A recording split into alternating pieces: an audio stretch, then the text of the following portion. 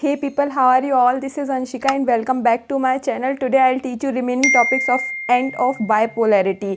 इसके part 1 video में मैंने आपको बाकी के टॉपिक्स पढ़ाए थे एंड ऑफ बाइपोलैरिटी के. अगर आपने वो पार्ट नहीं देखा है तो मैं लिंक डिस्क्रिप्शन बॉक्स में दे दूँगी. Go and watch it first, उसके बाद इस वीडियो पे आइएगा, वरना आपको इसके कोई भी टॉपिक समझ में नहीं आएंगे. ओके, तो अब हम एंड ऑफ बाइपोलैरिटी के आगे के टॉपिक स्टार्ट करते हैं.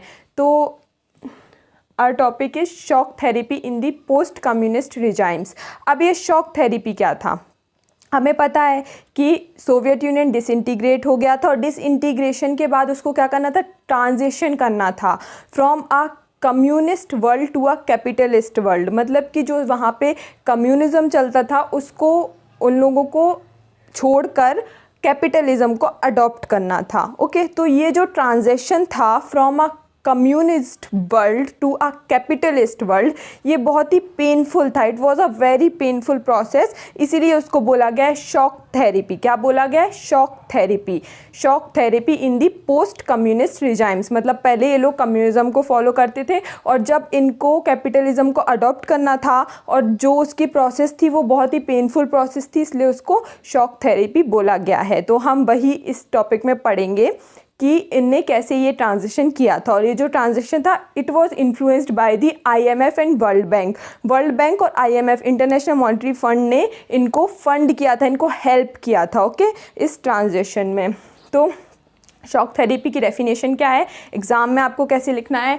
दी model of transition in Russia, Central Asia and East Europe. कहाँ पे होगा ट्रांजिशन? रशिया, सेंट्रल एशिया और ईस्ट यूरोप में ही होगा, क्योंकि यही कंट्रीज थी जो सोवियत यूनियन में थी और जो डिसइंटीग्रेट हुई थी. Okay, that was influenced by the World Bank and IMF came to be known as shock therapy. तो इस पेनफुल ट्रांजिशन को बोला गया था shock therapy. Okay, and these states were required to make a total shift to a capitalist economy, which meant rooting out completely any structures evolved during Soviet period. मतलब कि इन states को अब complete shift करना था capitalist economy की तरफ. मतलब इनको कंप्लीटली कैपिटलिज्म को अडॉप्ट करना था और जो पुराने जो इनके कम्युनिज्म के हिसाब से जो ये लोग चलते थे उसको बिल्कुल ही हटाना था और कैपिटलिज्म को अडॉप्ट करना था. ओके, और जो ये शॉक थेरेपी थी it varied in intensity and speed.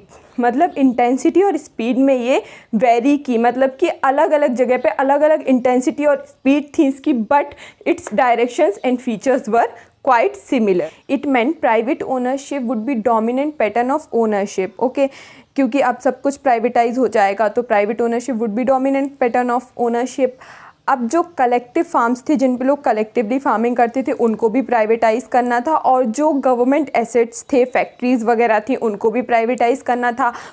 और जो ये जो शॉक थेरेपी थी it evolved a drastic change in external orientations of these economies. in economies की एक्सटर्नल ओरिएंटेशंस में ड्रास्टिक चेंज आ गया था इसकी वजह से. ओके, अब इन लोगों ने क्या सोचा? इन कंट्रीज़ को डेवलपमेंट करना था थ्रू ट्रेड. तो इनने क्या सोचा? अगर इनको थ्रू ट्रेड डेवलपमेंट करना है तो इनको फ्री ट्रेड करना ही पड़ेगा. ओके, तो क्या हुआ?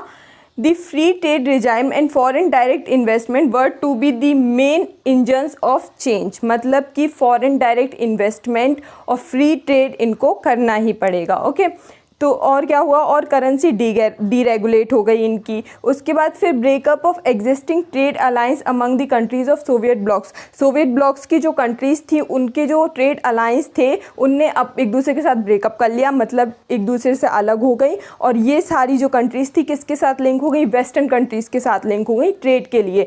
पहले वहाँ पे कोई भी अदर कंट्री ट्रेड नहीं करती थी, मतलब कि फ्री ट्रेड नहीं था. अब वहाँ पे फ्री ट्रेड रिजाइम्स आ गए क्योंकि उनको ट्रेड के थ्रू डेवलपमेंट करना था. और जो ये एग्जिस्टिंग ट्रेड अलाइंसेस थे उनने एक दूसरे के साथ ब्रेकअप कर लिया, अलग अलग हो गए और इनने अपनी किससे लिंक कर लिया? वेस्टर्न कंट्रीज़ के साथ लिंक कर लिया ट्रेड के लिए. Okay, now what happened? जो ये वेस्टर्न कंट्रीज़ थी, वेस्टर्न कैपिटलिस्ट स्टेट्स थी, they became the leaders and guided and controlled the development of the region through various agencies and organisations. Okay, अब ये लीडर बन गई थी. वेस्टर्न जो कैपिटलिस्ट कंट्रीज़ थी वो इस रीजन की लीडर बन गई थी और इनके डेवलपमेंट के लिए क्या अच्छा है क्या नहीं है उसके लिए इनको गाइड भी किया, कंट्रोल भी किया through various agencies and organisations. अब हम अपना नेक्स्ट टॉपिक पढ़ेंगे, दैट इज शॉक थेरेपी के क्या कॉन्सिक्वेंसेज हुए थे। ओके तो मतलब ये जो शॉक थेरेपी हुई थी, अभी हमने ये पढ़ा कि शॉक थेरेपी में क्या क्या हुआ था। अब हम पढ़ेंगे कि जो ये शॉक थेरेपी हुई थी इसके क्या क्या कॉन्सिक्वेंसेज हुए थे। Now let us see what were the consequences of shock therapy. Shock therapy के कॉन्सिक्वेंसेज क्या हुए।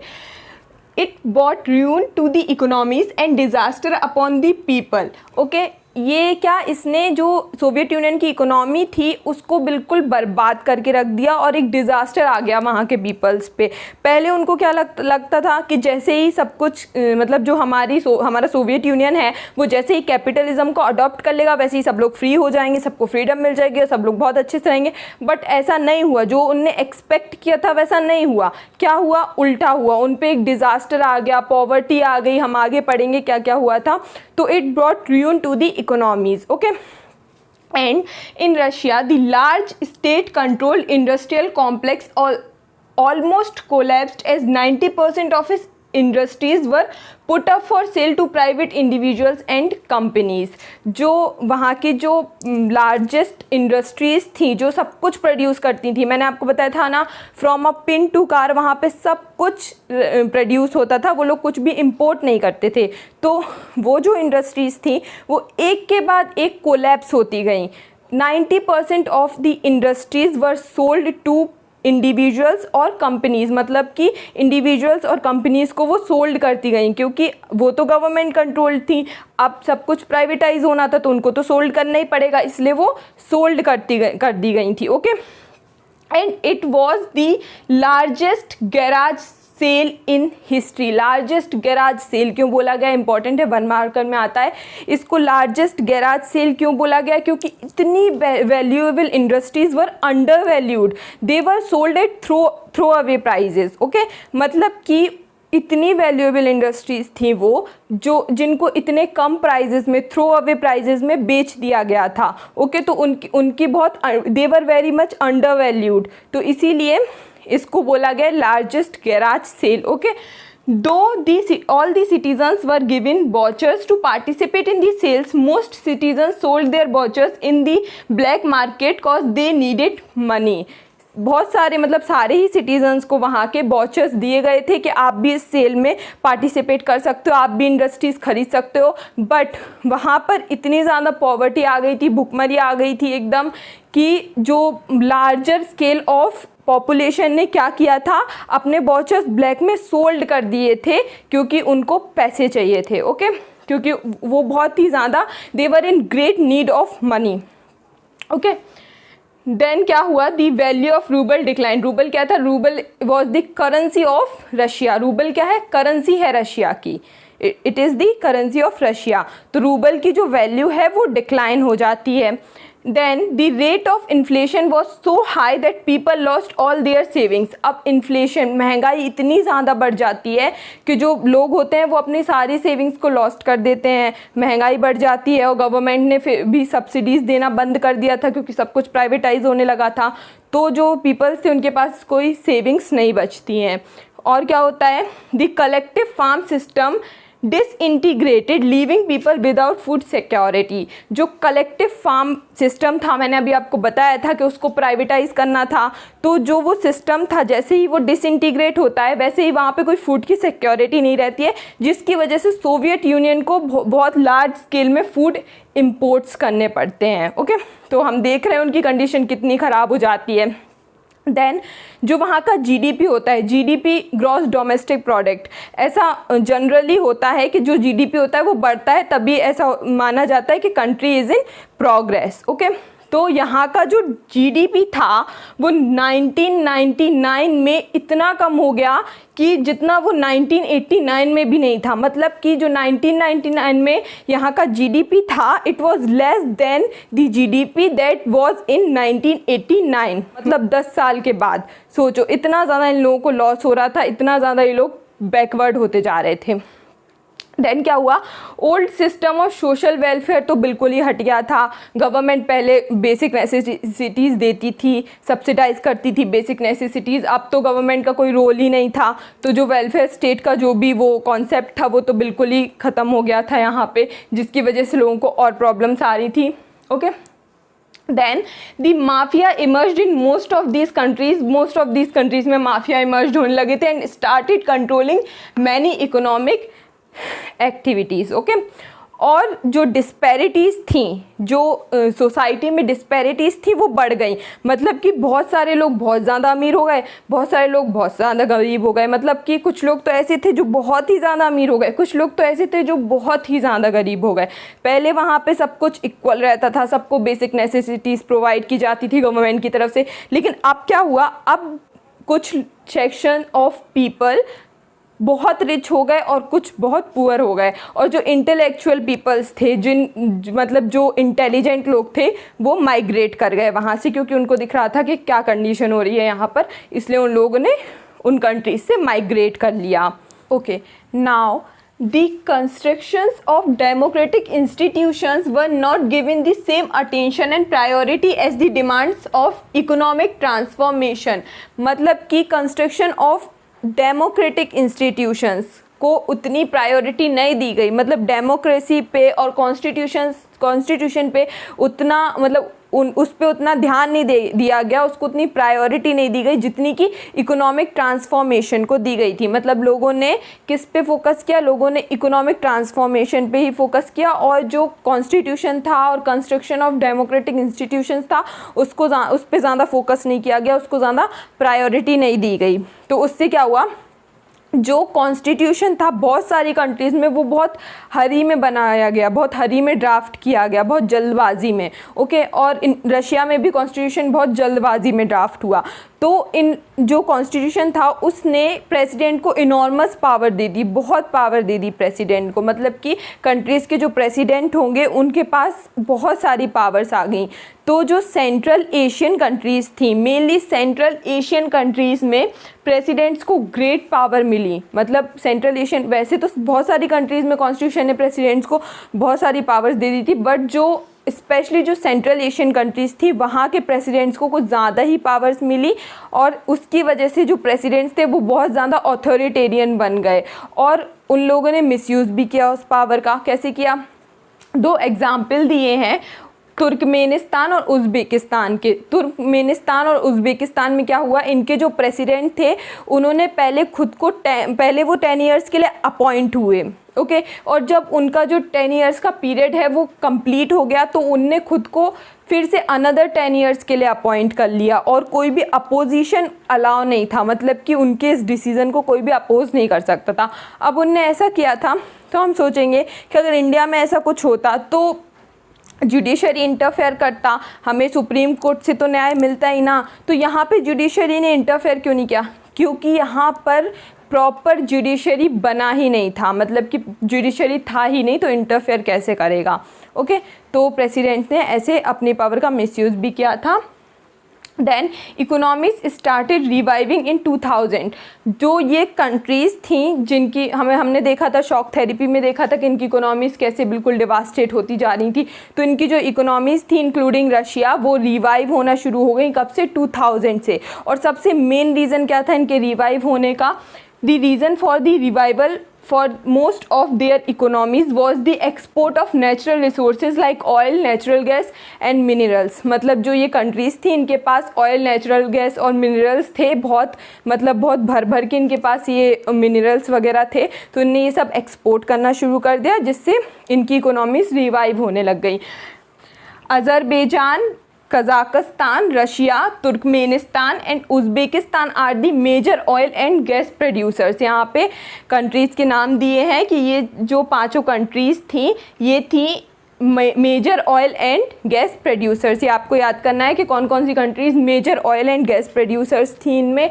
अब हम सोचेंगे कि ये तो major gas and oil producers थी, और बाकी कंट्रीज़ कैसे रिवाइव हुई। Other countries have gained cause of oil pipelines that cross their territories for which they got rent. जब ऑयल जाता था, जब ऑयल एक्सपोर्ट होता था, तो इनकी टेरिटरीज़ में जो पाइपलाइंस वगैरह पड़ती थी जहाँ से ऑयल वगैरह जाता था, तो वो लोग यूज़ करते थे, ये लोग उनसे रेंट लेते थे, इसीलिए ये भी रिवाइव होना शुरू हो गई। Let's start a next topic, tensions and conflicts. तो लास्ट टॉपिक में हमने देखा था शॉक थेरेपी में कि शॉक थेरेपी के क्या कॉन्सिक्वेंसेस हुए थे, क्या कितनी ज़्यादा इनकी इकोनॉमीज़ थी उन पे इफ़ेक्ट पड़ा था, इनके ऑर्डिनरी सिटीजन्स पर इफ़ेक्ट पड़ा था, रूबल की वैल्यू कम हो गई थी जिसकी वजह से इन्फ्लेशन बढ़ गया था, प्राइसेस वेंट अप, और जिसकी वजह से जो लोग थे उनने अपनी सेविंग्स वगैरह सब लॉस्ट कर दी थी, फूड शॉर्टेजेस होने लगा था, इम्पोर्ट्स बढ़ गए थे। ये सब हुआ था शॉक थेरेपी के टाइम पर। तो जब डिसइंटीग्रेशन हो गया उसके बाद जो ये रिपब्लिक्स थी इनमें क्या क्या टेंशन्स और कॉन्फ्लिक्ट्स हुए, क्या क्या हुआ, इंसर्जेंसीज हुई, बहुत सारी सिविल वॉर्स हुए, वो सब हम इस टॉपिक में देखेंगे। ओके, तो हुआ क्या था शॉक थेरेपी के टाइम पे हमने देखा था कि क्या क्या हुआ था, और उस टाइम पर यहाँ पे कोई प्रॉपर लॉ और ऑर्डर भी नहीं था।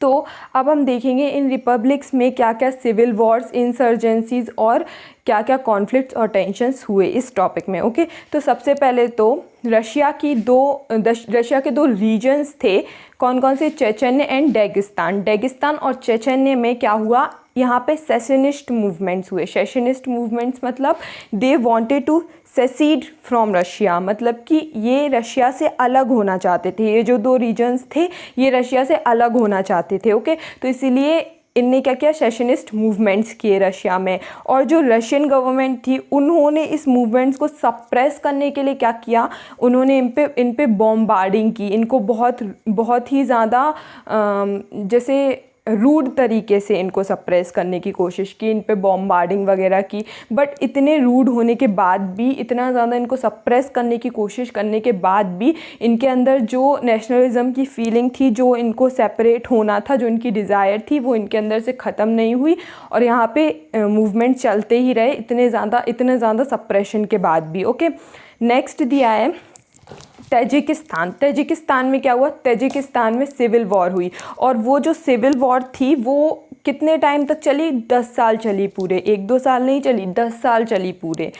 तजिकिस्तान में 2001 में सिविल वॉर ख़त्म हुई आफ्टर 10 ईयर्स। ओके, एंड जो ये रीजन था इसमें बहुत सेक्टेरियन कॉन्फ्लिक्ट्स भी हुए थे। नेक्स्ट अज़रबैजान में क्या हुआ, अज़रबैजान में एक रीजन था नगोर्नो कराबाग।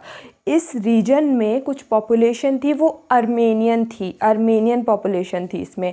तो जो वो अर्मेनियन पीपल थे उनने क्या डिमांड किया, they wanted to secede from Azerbaijan and wanted to join Armenia. मतलब उन्होंने डिमांड किया कि हमें अज़रबैजान से अलग होना है और अर्मेनिया को ज्वाइन करना है, अर्मेनिया में जाना है। तो इसलिए इधर पर अज़रबैजान में कॉन्फ्लिक्ट हुआ था। Okay, then next Georgia also faced a civil war हुआ जॉर्जिया में भी। और ज़ेकोस्लोवाकिया में क्या हुआ, Czechoslovakia split into 2 parts, Czechs and Slovaks. Okay, जो ज़ेकोस्लोवाकिया था ये 2 पार्ट्स में स्प्लिट हो गया।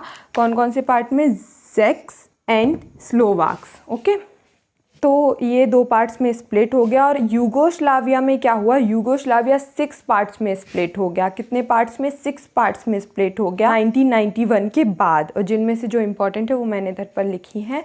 तो यूगोस्लाविया कितने पार्ट्स में डिवाइड हो गया था, 6 पार्ट्स में वो डिसइंटीग्रेट हो गया था। Okay, then tensions and conflicts कहाँ पे हुए, सेंट्रल एशियन रिपब्लिक्स में। ओके, बट वहाँ पर जो नेचर था टेंशन्स एंड कॉन्फ्लिक्ट्स का वो थोड़ा सा डिफरेंट था इन सब से। इधर पर हम क्या देख रहे हैं, इधर पर टेंशन्स एंड कॉन्फ्लिक्ट्स किस लिए हो रहे हैं, किसी को अलग होना है, किसी रीजन से अलग होना है, दूसरी अपने रीजन में जाना है, सिविल वॉर्स हो रही हैं। बट जो सेंट्रल एशियन रिपब्लिक्स आगे हम जो पढ़ रहे हैं इसमें जो नेचर था कॉन्फ्लिक्ट्स और टेंशन्स का ये थोड़ा सा डिफरेंट था। Tensions and conflicts also occurred in Central Asian republics. Okay. Tensions also emerged in the Central Asian republics as well. These republics were rich in hydrocarbons resources. Therefore, it became a zone of competition between outside powers and oil companies. These republics were rich in hydrocarbon resources. Hydrocarbon resources में ये republics बहुत ज़्यादा rich थी।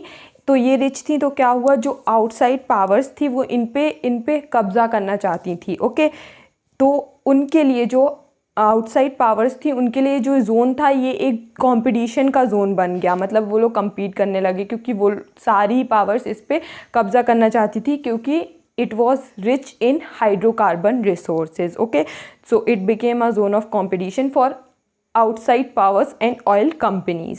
तो ये conflict हुआ था Central Asian republics में. And then next, after the 9/11 incident, US made military bases in the region and paid the governments of Central Asia to allow US airplanes to fly over their territory in war with Iraq and Afghanistan. Now what happened? 9/11 attack के बाद, 9/11 attack क्या था? 9/11 attack आपके जो next chapter है book का, US hegemony, उसका एक टॉपिक है जो अब तो वो चैप्टर आपके सिलेबस से डिलीट हो गया है. तो मैं 9/11 अटैक का थोड़ा आपको बता देती हूँ कि क्या था. वैसे अभी आपके सिलेबस से वो डिलीट हो गया है. ओके, तो 9/11 अटैक में क्या था? जो अलकायदा टेररिस्ट ग्रुप है उसने अटैक किया था यूएस पे. और ये कोई छोटा मोटा अटैक नहीं था, ये बहुत बड़ा अटैक था. अगर आपको इस बारे में और जानना है, अगर आप चाहते हो कि आप इस बारे में और जानो, तो आप गूगल कर सकते हो, या फिर आपके शायद बुक में नेक्स्ट चैप्टर अगर प्रिंट है तो उसमें भी दिया हुआ है इसके बारे में, बट अभी वो सिलेबस से डिलीट हो गया. ओके, तो उनने जब यूएस पे अटैक किया था, और मैं भी आपको ज़्यादा नहीं बता रही हूँ इसके बारे में क्योंकि आप कंफ्यूज हो जाओगे, इसीलिए. ओके, जितना समझने के लिए इम्पोर्टेंट है उतना ही बता रही हूँ. तो 9/11 अटैक में जो अलकायदा टेररिस्ट ग्रुप था उसने यूएस पे अटैक किया था. और ये बहुत बड़ा अटैक था, ये कोई छोटा मोटा अटैक नहीं था. तो यूएस ने एक मिशन लॉन्च किया था अलकायदा टेररिस्ट ग्रुप को पूरी तरीके से ख़त्म करने के लिए. ओके, अलकायदा टेररिस्ट ग्रुप का कहाँ पर था बेस? अफ़गानिस्तान में. तो उसके बाद जो अफ़गानिस्तान और इराक़ के साथ यूएसए का वॉर हुआ, उसमें क्या हुआ? उसमें जो सेंट्रल एशियन रिपब्लिक्स थी उसको यूएसए अपना मिलिट्री बेस बनाना चाहता था. क्यों बनाना चाहता था? वो चाहता था कि जो सेंट्रल एशियन रिपब्लिक्स हैं उनके टेरिटरी से एयरप्लेन्स, यूएस एयरप्लेन्स को फ्लाई करना, मतलब वो यूएस एयरप्लेन्स को फ्लाई करना चाहता था वहाँ से. इसलिए उसने क्या किया? सेंट्रल एशियन रिपब्लिक्स के जो गवर्नमेंट्स हैं उनको पे किया to allow them to fly their airplanes over their territories. Okay, उनने सेंट्रल एशियन रिपब्लिक्स को इसीलिए पे किया. ओके, तो अब क्या हुआ? अब सेंट्रल एशियन रिपब्लिक्स में इतना इंटरवेंशन यूएसए का रशिया लाइक करेगा क्या? रशिया को पसंद आएगा क्या? नहीं, क्योंकि Russia treats these countries as near abroad. Russia क्या बोलता था? दीज कंट्रीज़, इनको क्या बोलता था? Near abroad. मतलब रशिया की ये बहुत ज़्यादा पास थी. And Russia believe that they should remain with in the influence of Russia. Okay, and believe that they should be under Russian influence. मतलब कि रशिया चाहता था कि ये रीजन रशिया के बहुत पास है, इसीलिए ये पूरा रीजन रशियन इन्फ्लुएंस में रहे. ओके, तो और चाइना के पास भी था ये. तो चाइना क्या चाहता था? चाइना इनके साथ ट्रेड करना चाहता था, क्योंकि हमने बताया था कि ये जो रीजन था ये रिसोर्सेज में बहुत ज़्यादा रिच था. ऑयल बहुत ज़्यादा था यहाँ पर, तो इसीलिए चाइना यहाँ पे ट्रेड करना चाहता था. Okay, and because Russia wants its influence in this region, that is why governments of the Central Asian republics faced a lot of difficulties. Okay, now our next topic is India and the post communist country. In this topic we'll see India के relations कैसे थे post communist countries के बाद. मतलब disintegration के बाद जितनी भी कंट्रीज़ थी उनके साथ इंडिया के रिलेशंस कैसे थे. Okay, though India has maintain a good relations with all the post communist countries, but the strongest relations are still those of India and Russia. मतलब इंडिया के रिलेशंस सारी ही पोस्ट कम्युनिस्ट कंट्रीज़ के साथ बहुत अच्छे रहे हैं हमेशा से, बट स्ट्रॉन्गेस्ट रिलेशंस इंडिया के किसके साथ रहे हैं? रशिया के साथ. इंडो रशियन रिलेशंस हमेशा से बहुत ज़्यादा स्ट्रॉन्ग रहे हैं. Okay, Indo-Russian relations are embedded in a history of trust and common interest and are matched by popular perceptions.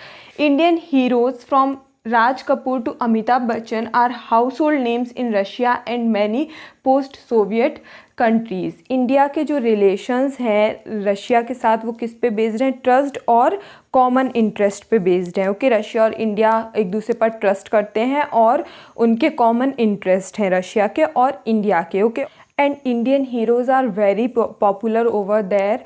Amitabh Bachchan और राज कपूर जो पॉपुलर हीरोज़ हैं इंडिया के, वैसे वहाँ पे हाउस होल्ड नेम्स होते हैं रशिया में और बाकी बहुत सारी पोस्ट कम्युनिस्ट कंट्रीज़ में। Okay, next, Russia and India share a vision of multipolar world. मतलब कि रशिया और इंडिया दोनों ही क्या चाहते हैं कि वर्ल्ड जो है वो मल्टीपोलर वर्ल्ड हो। मल्टीपोलर वर्ल्ड मतलब जहाँ पे बहुत सारी सुपर पावर्स हो। ओके, मतलब कि कोई एक सुपर पावर पूरी दुनिया पर राज ना करे, जहाँ पर बहुत सारी सुपर पावर्स इमर्ज हो ऑन दी वर्ल्ड स्टेज, और वो वर्ल्ड को क्या बना है, मल्टीपोलर वर्ल्ड।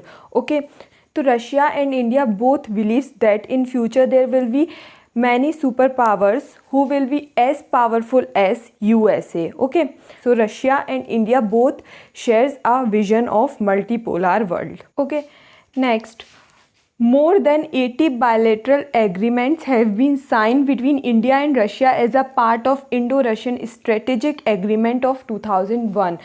2001 में इंडिया और रशिया के बीच में स्ट्रेटेजिक एग्रीमेंट साइन हुआ था, जिसमें 80 bilateral agreements, more than 80 bilateral agreements included हैं। This data you have to mention in your answer to increase the quality of your answer. Okay, next, जो India और Russia के जो रिलेशंस है उससे इन दोनों को बेनिफिट कैसे होता है। तो सबसे पहले देखते हैं कि इंडिया को क्या बेनिफिट्स होते हैं from its relationships with Russia. India stands to benefit from its relationships with Russia on issues like Kashmir. Russia ने इंडिया को हमेशा सपोर्ट किया है यूनाइटेड नेशंस में, कश्मीर इशू पर भी उसने सपोर्ट किया था। ये इंडिया के लिए एनर्जी सप्लायर भी है। टेररिज्म की जो भी इंफॉर्मेशन होती है वो रशिया इंडिया के साथ शेयर करता है। Access to Central Asian republics, okay, and balancing its relations with China. और चाइना के साथ रशिया इंडिया के रिलेशंस को बैलेंस भी करता है। इंडिया और चाइना के कभी भी अच्छे रिलेशंस नहीं रहे हैं, पास्ट से लेकर अभी तक इंडिया और चाइना के रिलेशंस अच्छे नहीं हैं। तो रशिया जो है वो चाइना के साथ रिलेशंस को बैलेंस करता है। चाइना और रशिया आसपास हैं, तो इन केस रशिया और चाइना दोनों ही हमारे अगेंस्ट हो जाते हैं तो बहुत प्रॉब्लम हो जाएगी। चाइना तो हमारे अगेंस्ट है ही, और अगर रशिया भी हो गया तो बहुत ज़्यादा प्रॉब्लम हो जाएगी इंडिया के लिए।